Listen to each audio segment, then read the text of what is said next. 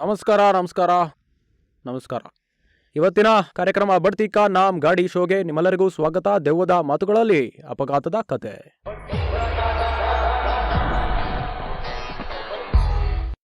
ಇವತ್ತಿನ ನಮ್ಮ ಅತಿಥಿ ಹೆಸರು ಅಮರ್ ಪ್ರೀತ್ ಸಿಂಗ್.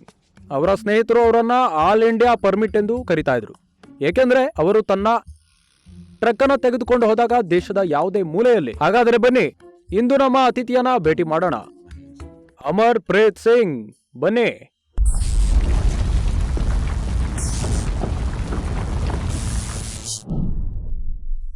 ಕಾರ್ಯಕ್ರಮಕ್ಕೆ ಸ್ವಾಗತ ನಿಮಗೆ. ಮತ್ತು ಹೇಳಿ, ಹೇಗಿದ್ದೀರಿ? ನಾನು ಹೋಸ್ಟ್ ಮತ್ತು ಸ್ನೇಹಿತರನ್ನ ತಲುಪಿದ್ದೇನೆ. ನೀವು ತುಂಬಾ ಫ್ರೆಂಡ್ಲಿ. ಇಲ್ಲ, ನಮಗೆ ಹಾಗೆ ಅನಿಸೋದಿಲ್ವಾ? ಅನಿಸ್ತಿದೆ. ಹೇಳಿ ಹೇಳಿ. ಇದು ನನ್ನ ಸ್ವಭಾವ. ನಾನು ಹೋದ ಭಾರತದ ಮೂಲೆ ಮೂಲೆಯಲ್ಲಿ ನಾನು ಹೊಸ ಸ್ನೇಹಿತರನ್ನ ಮಾಡ್ಕೊಳ್ತೇನೆ. ಅಂದ್ರೆ ನೀವು ಎಲ್ಲಿಗೆ ಹೋದ್ರು? ವಾಹ್ ವಾಹ್, ಏನು ಹೇಳಿದ್ರಿ ಸರ್? ಒಂದು ವಿಷಯ ಹೇಳಿ, ನಿಮ್ಮ ಬೆಸ್ಟ್ ಫ್ರೆಂಡ್ ಯಾರು?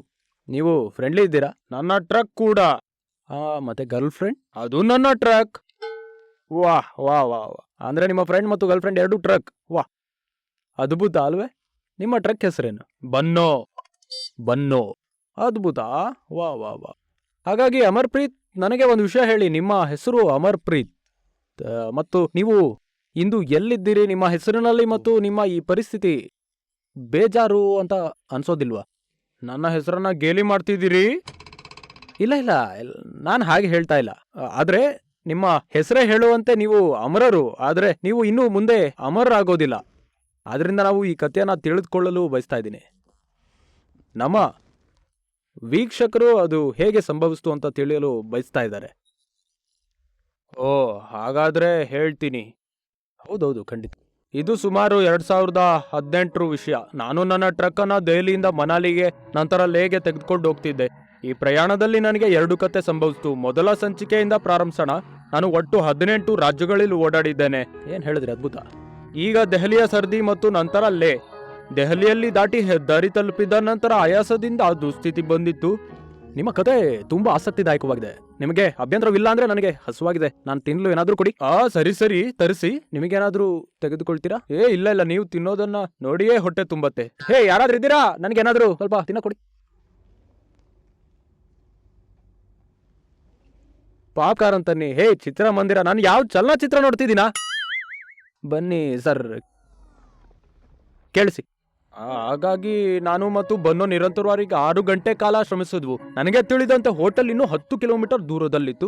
ಆದರೆ ಕುಳಿತಲೇ ಬೆನ್ನು ನೋವು ಸಹಿಸಲಾಗ್ಲಿಲ್ಲ. ಎದುರಿಗಿದ್ದ ಚಾಲಕ ಒಂದೇ ಒಂದು ಲೇನ್ ಹಿಡಿದು ನಿಧಾನವಾಗಿ ಓಡಿಸುತ್ತಿದ್ದ. 10 ಕಿಲೋಮೀಟರ್ ನಲ್ಲಿ 1 ಗಂಟೆ ಅಥವಾ 1.5 ಗಂಟೆ ತೆಗೆದುಕೊಳ್ಳುತ್ತದೆ ಎಂದು ನಾನು ಭಾವಿಸಿದೆ. ಮತ್ತು ಆ ಟ್ರಕ್ ನನ್ನ ಮುಂದೆ ಇದ್ದರೆ ಅದು 2 ಅಥವಾ 2.5 ಗಂಟೆ ತೆಗೆದುಕೊಳ್ತದೆ. ಸಾಕಷ್ಟು ಚರ್ಚೆಯ ನಂತರ ನಾನು ಅವನನ್ನ ಹಿಂದಿಕ್ಕಿದೆ. ಆದ್ರೆ ನಾನು ಇಂಡಿಕೇಟರ್ ಹಾಕಲು ಮರೆತಿದ್ದೆ.